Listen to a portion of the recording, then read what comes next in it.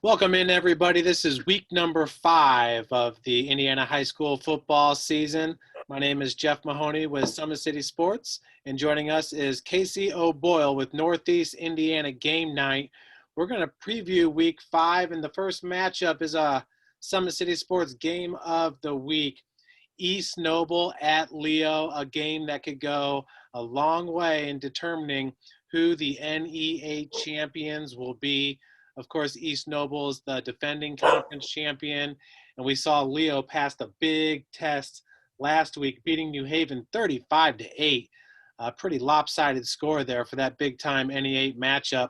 Casey, what do you like about this game? It's going to be a lot of fun. What I really like about both these programs before we get too far into the game itself is what they did with their off weeks, right? East Noble had a cancellation with DeKalb. Leo, same thing. They had to fill some weeks on short notice.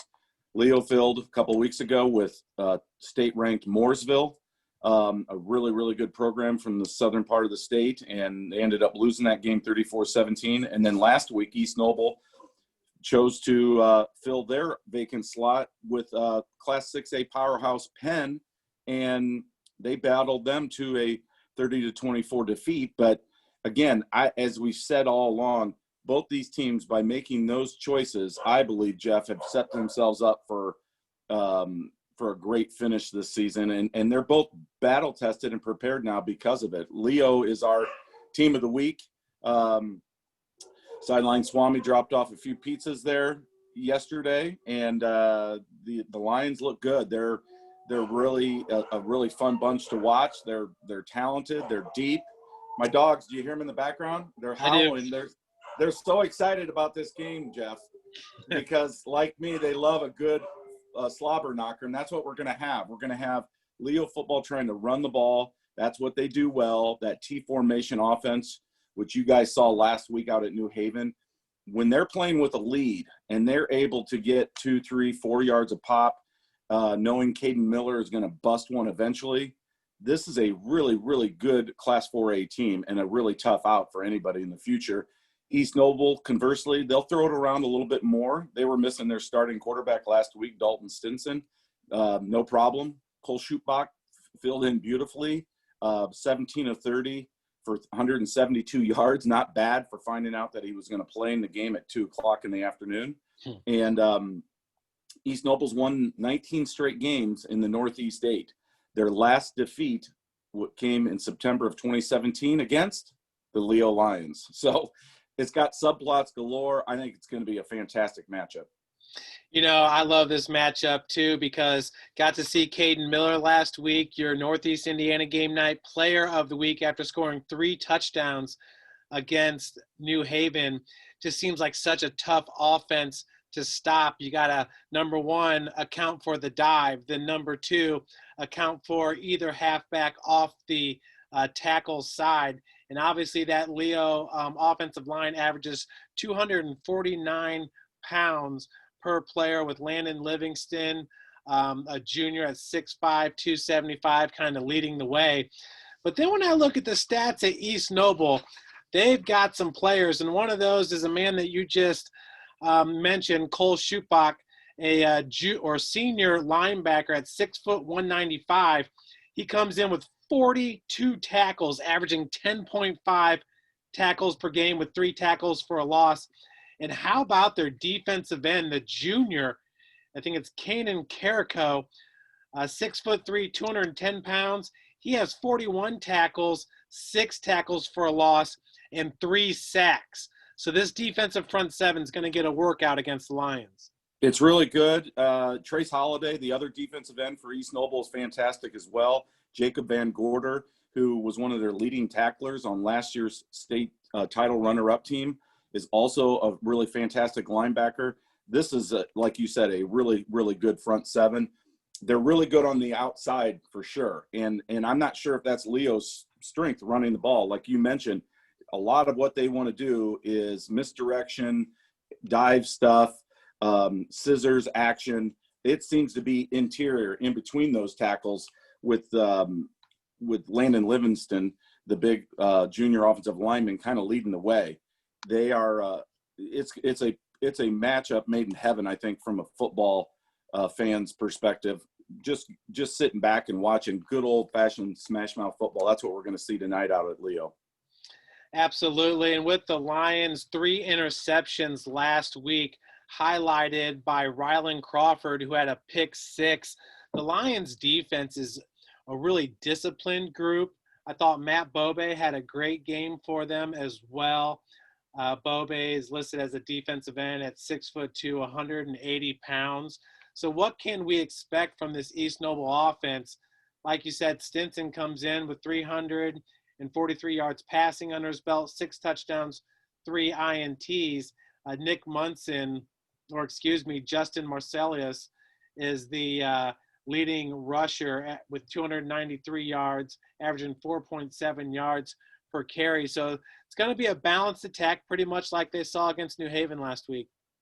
And pretty much what we saw last year from this team as well. Marcellus was their leading ground gainer a year ago. Of course, they don't have Mr. Bailey anymore, Bailey Parker, who was a phenomenal two-way athlete, but mostly as a quarterback last year for East He's Noble. already a leader here at St. Francis. He is. He's a fantastic player. He was our player of the year. I think he was everybody's player of the year locally. And he was such a dynamic player because of his ability to run with the ball as well as throw downfield. Dalton Stinson's a very solid quarterback in his own right, but he's not Bailey Parker. So they are not nearly as dangerous on that side of the ball, but defensively they're really, really good. They've got talented athletes in the back end. Rowan Zolman, I believe, has 3 interceptions this year, having a really good season, a 6'5" free safety. This is a very talented team. And I think just a really, really compelling matchup when you talk about 2 programs that want to run the ball, that want to play physical, that have really good tacklers in open space. It's cliche, but it's probably going to come down to turnovers, special teams, and, penalties, key moments like that. I give a slight edge to the Leo Lions. I got my helmet here, Jeff. I don't know if you can pan back over on me, but I got to show. I got my helmet here. It's one of my newest props. Coach Souter hooked me up with this, brand new decals. I didn't have a current Leo helmet, so I was excited to get this back into the fold. So I'm thinking the Leo Lions in a tight one, maybe 2 or 3 points because of that kicky game, namely Carson McCauley. He's been fantastic the last couple of weeks. Yeah, looking at East Noble, we say a lot about Landon Livingston, the junior offensive lineman over at Leo. East Noble has Chris Hood, who's a junior, 6'7", 320 pounds. So definitely a guy to keep an eye out on. And Casey, how much do you feel like home field advantage will play in tonight? Maybe a little bit, but again, with the crowds being pretty contained, I'm not sure there's a huge factor there. The weather's going to be beautiful. That may help East Noble just a little bit because they prefer to throw it a little bit more. But I'm not sure there are huge advantages right now with home field because the crowds are so small. But anytime you can play at home and have that familiarity, I think that always helps. Yeah, so looking at the NE8 right now, Columbia City is 2-0. They're 4-0 overall. They're the only team in the NE8 that's undefeated. Leo at 2-0 and East Noble at 1-0. How about that Columbia City team, Casey? Yeah, that's a fun team to watch. We haven't covered them a lot, but we're going to soon. Gregory Bolt, definitely one of the best quarterbacks, I think, in the area. I mean, he's been around forever, it seems like. A lot of those guys have been playing varsity football now for 3 years. And I just think, I got to get this dog. I just think, Jeff, I'm going to bring in Archie. Come on in here. Oh, good boy. All right. So I just think, Jeff, at some point, he thinks I'm talking to him. Come here. Come on. He thinks I'm talking to him. So at some point, Jeff, I think the Eagles' schedule catches up with them. They've got the gauntlet coming up here in these next few weeks. I think they get a W tonight and move to 5-0, and then the schedule really picks up. Columbia City at DeKalb tonight. Casey, our second game we're going to highlight is Snyder at Homestead. And boy, did Homestead put up a big victory last week in 3 overtimes against Bishop Dwenger. And also it was kind of a coming out party for Ethan Chambers, a wide receiver that we've talked a bunch about this year. He's going to Indiana State, but Ethan Chambers, the real deal, and kind of had a breakout game last week for the Spartans. He did. Nate Anderson had a great game as well. Homestead did just enough offensively. Their numbers weren't spectacular. A lot of their numbers came, of course, in overtime in terms of scoring. But what a great win for the Spartans against favored Bishop Dwenger. I really thought the Saints were at least 2 scores better, 10 to 14 points better. Just a huge win for Homestead. Without Coach Zolman, had to be quarantined. Insert assistant coach Sean Harkness. He stepped up, made some critical decisions late, and the Spartans found a way to win. And they had about 4 or 5 or 6 things line up for them that they had to have. Certainly one of them was a 4th and 12 late in that game that tied the score at 14 all. I think when the Saints did not get 3 points at the end of the first half, that came back to bite them. It's 2 years in a row Dwenger was down inside the 10-yard line late in the first half, and they failed to come away with points. And you get 3 points there, Jeff, in a 0-0 ball game. It's just huge. And I think you look back on those, whether they're decisions, conscious decisions, or just unfortunate circumstances, whatever the case may be, you got to find a way to get 3 points there if you're a Dwenger fan. And I think the Saints prevail in that game if they do. Huge interception by Graham Collin for sure for the Spartans. And we highlighted Carter Dixon this week, the punter. 5 punts for 235 yards. He did such a good job of punting to the sideline and not even giving the Saint returners an opportunity to return. And a lot of the times he was punting from within his own 10 or 20 yard line. So a huge day for the junior punter. Yeah, he Coach Zolman told me he was definitely one of their guys that they tipped their hat to in the post game because he flipped field position. He kept Dwenger's return team at bay and really helped stave off what was an otherwise fairly quiet offensive performance by Homestead. Again, Evan Ormsby did just enough on that side of the ball, and Hardwick was relegated to less than 50 yards rushing. Braden Hardwick, the senior running back, after gashing Dwenger for about 200 yards a year ago. So the Saints did their job in that regard. Homestead made one more play at the end on the 2-point conversion, and they're back in the thick of things. The Saints won the state championship 2 years ago, and in that game, Devin Tittman had his shoulder pads off because of a shoulder injury, and he kind of aggravated that again in this game. What are you hearing about the senior running back linebacker? I don't want to say the heart of that team, but Devin Tittman is a person that these guys certainly look up to. I think that's okay to say the heart of the team. I think most people that follow Bishop Dwenger football would agree with you, Jeff. He is the heart and soul of that team, that defense. I don't think we've seen enough of him just yet offensively, but I think we're going to see more and more here in the future weeks, including Saturday night against Carroll. I know we're getting ahead of ourselves a little bit there, but my understanding is, Jeff, he is going to play and he's ready to go. That's my fault, Casey. We're going to get back on track here. The Snyder Panthers squeaked a victory out at Southside. Now, Southside was playing with some extra energy. It was Bernard Pollard night, the famed NFL great, the safety who did it for so many years.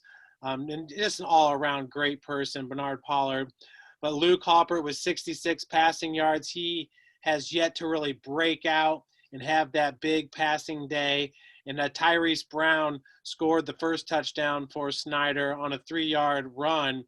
And Langston Level, who we've seen a lot of good things from, had 8 carries for 33 yards in that game. Do you feel like the Snyder coaching staff was holding back a little bit for this big game? What do you expect to see from the Panthers? Because definitely Homestead is trending up in the SAC. Yeah, they're trending up, especially on the defensive side of the ball. Like you mentioned earlier, if they can get those receivers going, they're going to be really tough down the stretch. But to answer your question, no, I don't think they were holding anything back. I think Southside has really improved that much, and Snyder just couldn't do what they wanted to do a week ago.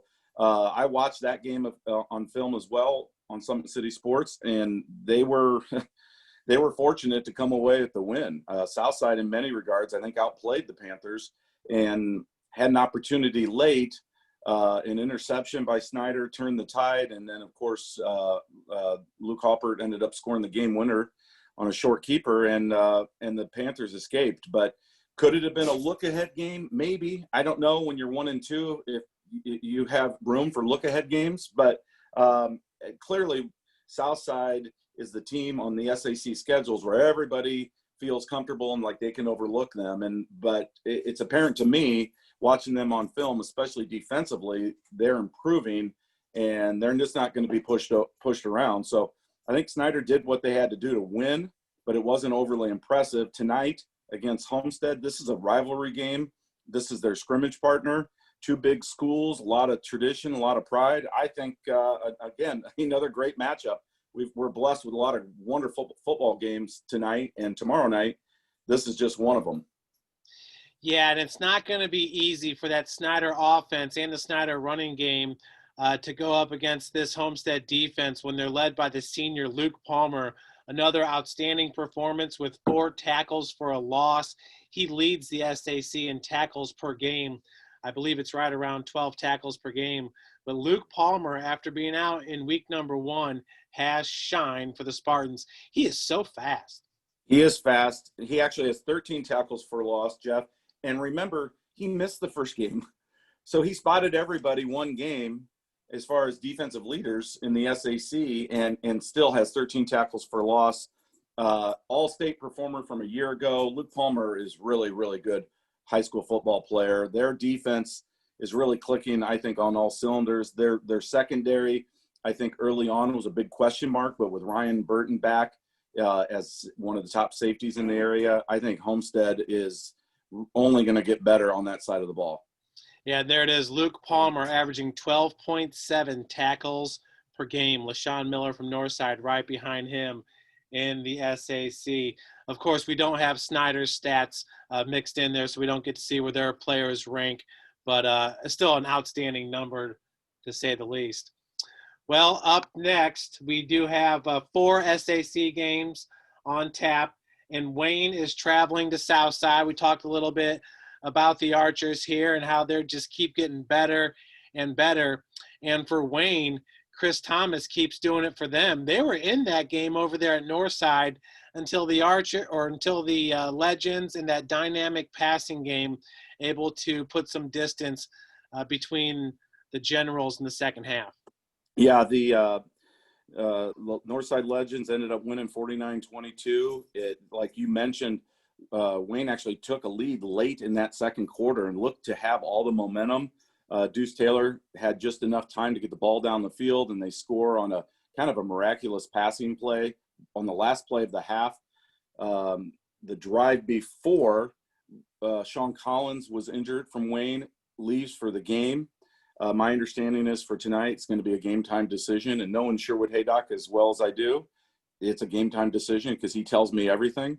And that's a subplot to keep an eye on tonight for sure. But last week against Northside, Wayne was actually very balanced, over 300 yards of total offense, and they were doing what they wanted to do. But as soon as they fell behind, and Deuce and that offense started scoring in the third quarter, 3 lost fumbles by the Generals in the third quarter, disastrous, translated into a 49-22 defeat for the Generals. Yeah, and Aiden Meek, the quarterback over there at Wayne, is really starting to pick it up. You see here 12 of 21, 57% completion, 96.1 QB rating. Casey, you talked about the injury to Sean Collins. Is there a more dynamic player right now in the SAC? It seems like every single week, Sean Collins breaks a run or a reception or something for 30-plus yards. Yeah, Sean he's a fun player to watch. Is in space. He's got great vision and a nice burst of speed. The emergence of Chris Thomas this year in the backfield has been great for him, so people can't key on him. That's why it's so important that he gets healthy. He's got an ankle injury, and it's just something that's probably going to take time to fully heal. But I do think that he'll play tonight is my hunch. And if he doesn't tweak it, he'll stick around the whole game, or maybe they'll just use him a little bit less if they're able to pull away against Southside. But listen, they don't want to lose this game, because they know if they lose this game, there is a good chance they finish dead last in the SAC again for the second year in a row. They do not want to do that. They want to make sure they have the head-to-head against these Archers. This is kind of a neighborhood matchup. Come here. No, you asked to get in here. Now you got to stay. Yeah. This is a neighborhood matchup, and you got to believe there's a lot on the line in terms of emotions for both these programs. I expect a really competitive game. Southside's got to throw the ball better, though. Roosevelt Norfleet Jr., his dad, who's also the head coach, flat out says we need better reads. I think he did better last week, ended up with 8 of 15 for 156 yards against Snyder. Pretty solid numbers for the junior quarterback. He needs more of that tonight against a Wayne team that, let's face it, has been susceptible to the pass this season. Yeah, over there at Southside, they used to always run kind of that offense that we're seeing from Leo right now. Have you talked with Roosevelt about that? Any chance of them getting back to some of that trickery and getting more of the guys 3 yards off the line of scrimmage and just trying to run it down teams' throats? No, I haven't. Roosevelt, he's like the anti-Sherwood. He says, as much as Sherwood Haydock tells me on a week-to-week basis, Roosevelt tells me the opposite amount. He doesn't say a whole lot. He's pretty close to the vest. My expectation is they're just trying to keep things simple. They've got a defense that's improving. Guys like Travis Hapner and Maxwell Burney, Jalen Lattimore, really solid football players. As long as those kids stay healthy and they get a few contributions from some of their unsung guys, I think they're going to keep getting better. They're going to get somebody, I think, between now and the end of the season. If it's not tonight against Wayne, they've got Northside. Get over here, Archie. Come on. They've got Northside in the Summit City Civil War, of course, in a couple weeks. And then week 8, Bishop Luers. Certainly the Calhoun Street Brawl would be another game I think Southside can circle on their calendar as a possible W. Let's take a look at Northrop heading over to Concordia. Each one of those teams are looking for win number 3 on the season. And I got to tell you, Demarius Cowan does what he does. He's almost impossible to stop, just like Amir Drew is for Concordia. Wow, this Concordia defense just seems to keep doing it every single week. Might be tough for Northrop to squeak out the victory here at Zollner Stadium. Well, yeah, Concordia, it's interesting. With Brandon Davis, the quarterback, 2-0. They've outscored their opponents 75-0. He doesn't play defense, but still 75-0 on the other side. Without him, they're 0-2, being outscored combined 34-0. And, it just shows you how important it is to have a seasoned quarterback to move chains, to change the complexion of the game in terms of confidence and everything else for a particular team. Brandon Davis, for all practical purposes, is a 4-year starter. Got a lot of reps as a freshman, and he's their leader. Make no mistake. But that defense is what's going to carry this team. They're phenomenal. The young sophomore defensive lineman James Rusher is having a tremendous season. You got Cam Vanderbosch at the top of the interceptions leaders board in the secondary, having a great year. Braden Payne right behind him with 3 picks. Playmakers definitely on that side of the ball. Sure, one of the best tackling linebacking cores you'll find. They don't get a ton of credit, but guys like Sam Hudson and Cooper Harris. It's a really good defense, Jeff, as you know. And Northrop being so one-dimensional, I think this is a tough matchup for them. Again, I like to refer to this as the Dorfler Bowl, right? There's all those coaching ties. Head coach Jason Dorfler at Northrop was the quarterback once upon a time at Concordia, played for his father, who was the coach there, then took over as athletic director, hired Tim Manigail, who's now the coach at Concordia. He took the program another step forward, got that state championship a few years ago. And now Jason's coaching over at Northrop with his dad, who's now an assistant coach. And then his dad, of course, in the 80s was the head coach at Northrop. You got Tim Martone in this mix as well, who's been coaching with both sides. There's a lot of subplots there, mutual respect for one another. And I think both these teams look at this game as a game they have to win. Northrop, being the bigger school, feels like they probably can maybe run the ball with some success tonight. This is a game they've got to find a way to win. 2 losses in a row. Remember, they were the hot team after starting the season 2-0. Since then, back-to-back losses against Wayne and Carroll. Concordia, conversely, you wonder, okay, did they fix some things offensively?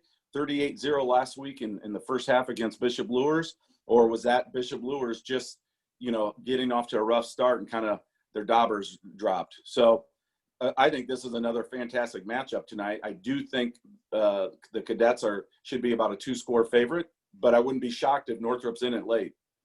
Yeah, Brandon Davis was under 50% on completion percentage, but he ran for 10 yards a carry on 9 attempts. So between him and Amir Drew, just seems like that offense is calm and steadied with Brandon Davis at the helm. Over at Northrop, you see they split some time there at QB. Kareem Freeman, 3 of 10. Landon Hirsch, 5 of 11. The QB rating was much better for the freshman QB at 75.6.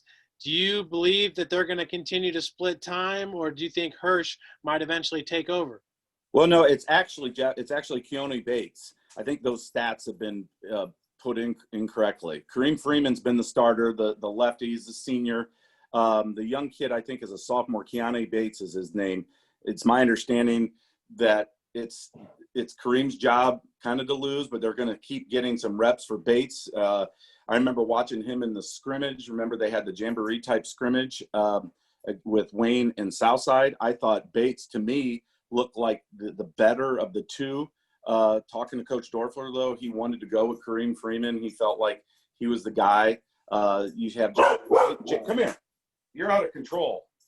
You've got Jaden Schmenk, who threw a trick play last week to Jaden Billingsley for 23 yards in that game for Northrop. Jaden Schmenk is an emerging wide receiver for Northrop, which, again, they need some of those playmakers. Remember, Adrian Sewell used to be at Northrop. He's now over at Northside. They don't have necessarily those big name receivers on that side of the ball, but there is a kid, CJ Davis, last week. We talked about him a couple weeks ago. 3 receptions for 76 yards last week. He could be an athlete to keep an eye on tonight that could give Freeman or Bates that receiver downfield, that big play target. But they're trying, believe me, talking to Coach Dorfler, they're doing everything they can to get that passing game going because they know they have to have it. Everybody is loading the box. Get over here, Archie. Sorry, Jeff. Oh, you're fine. But they're doing everything they can to develop that passing game because they know Demarius Cowan can only take them so far. I said last week that the Bruins would have a chance against Carroll if he got 30-plus carries. Well, he got 25. And they did some good things. If not for a drop pass on their very first possession, they probably score. That was a sure touchdown. They go up 7-0. Instead, they muffed the snap on the ensuing punt, and then a short field for Carroll. Of course, Jeff Becker turns that into 7-0, and the rest is history. It's a 14-point swing in a matter of 3 plays. Northrop can't have those mistakes anymore. They've got to be more efficient, more effective when they have the ball. And sure touchdowns have to be sure touchdowns for a team that's so one-dimensional.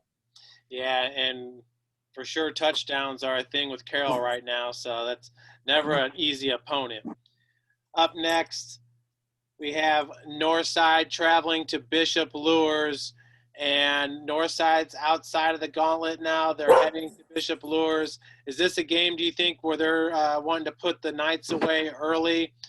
We've been talking about it all season long, just such a dynamic offense over there at Northside. They can put up points in a hurry. They can, but clearly the one thing to keep an eye on tonight is the emotional factor, right? With Theo Redmond passing away earlier this week, tragically. I mean, it's always a tragedy when a young person loses their life, but especially in such a sad, tragic way like Theo did. Hearts are heavy out out at Northside right now. You know, you can go one of two ways, I think, Jeff. I mean, either they rally around that and they play with such emotion and exuberance in honoring their former teammate that they just blow the doors right off Bishop Luers, or sometimes you can be in a fog, right? That you could just emotionally just not be connected.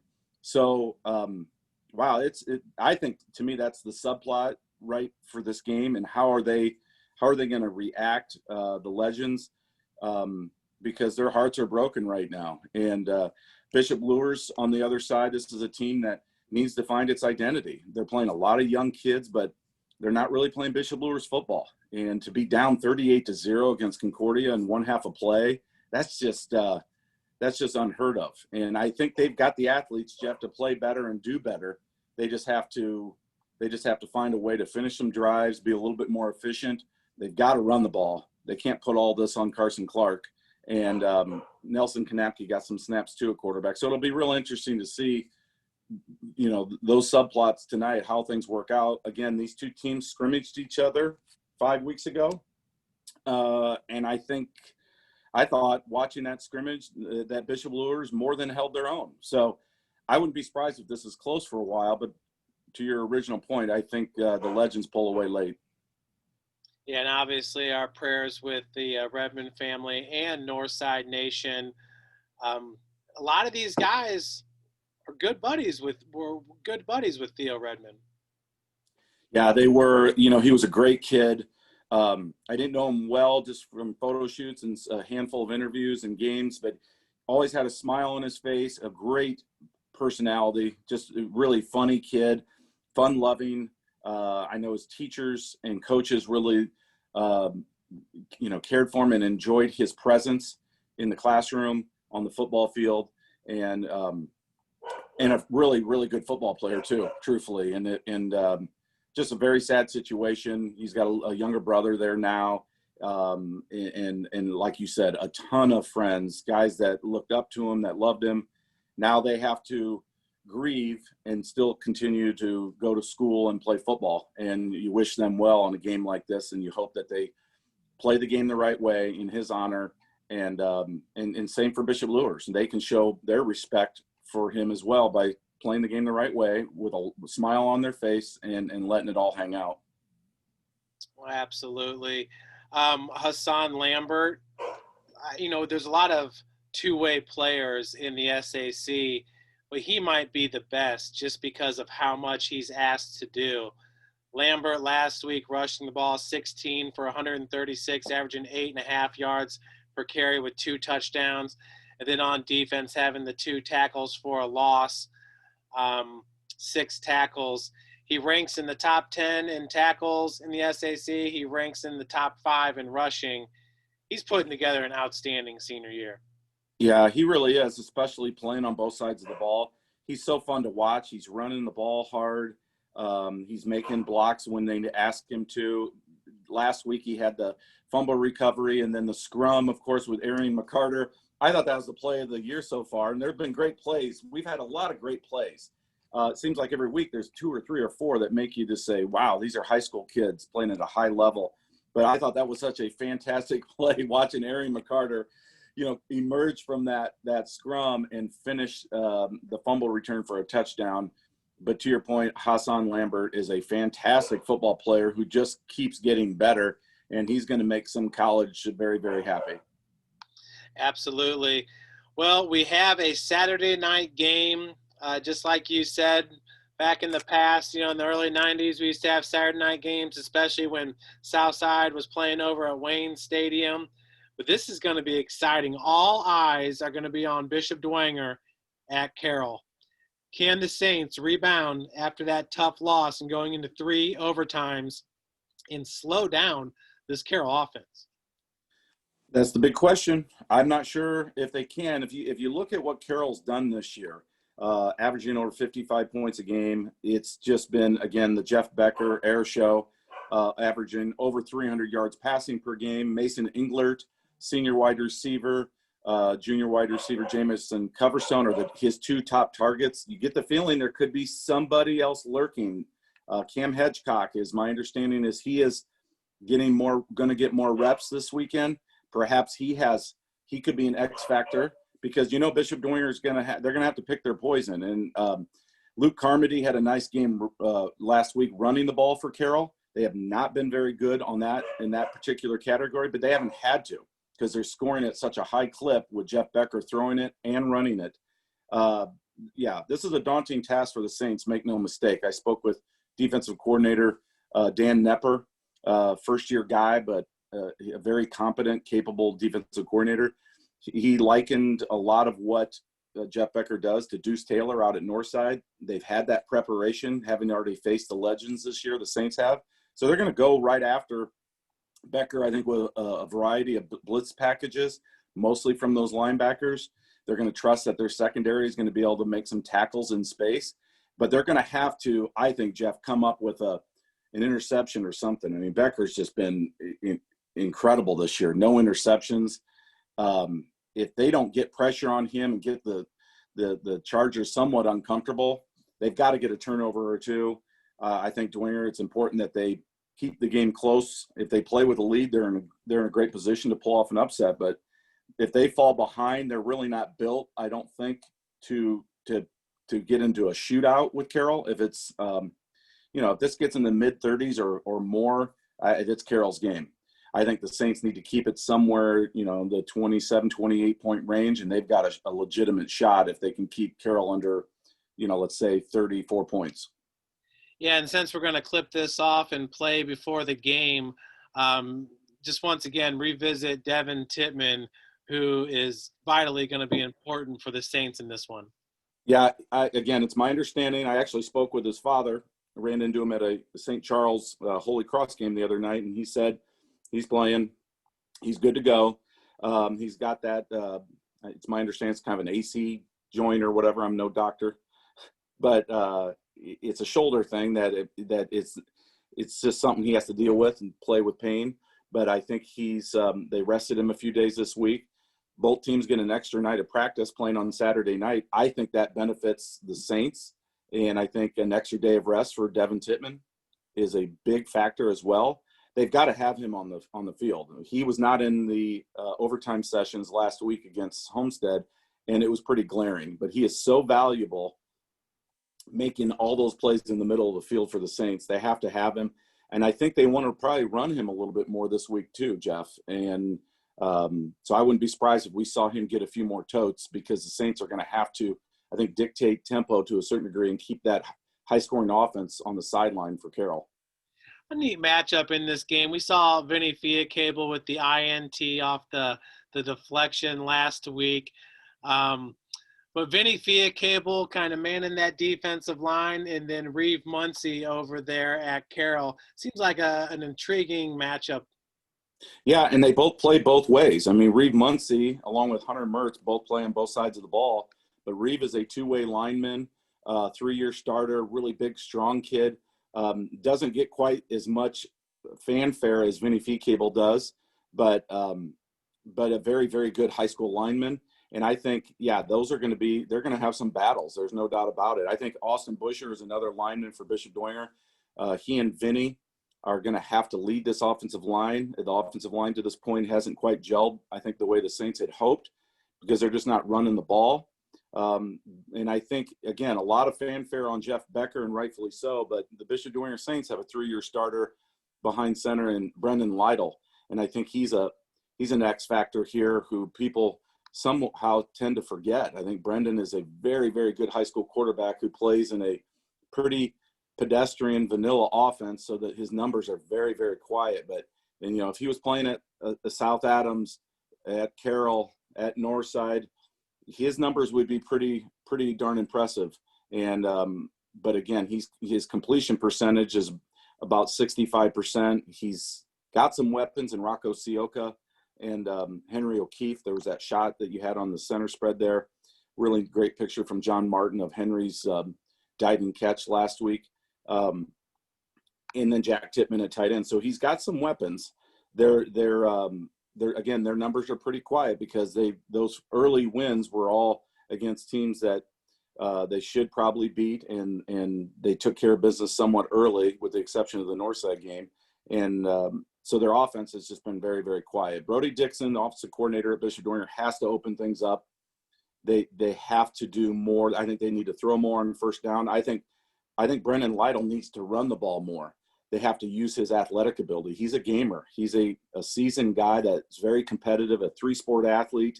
If you want to win this game and put yourself back in pole position to win a city title, perhaps, you have to bring your best. And I think Brendan Lytle needs to play a huge role in this game tomorrow night, and they have to use his legs and his arm.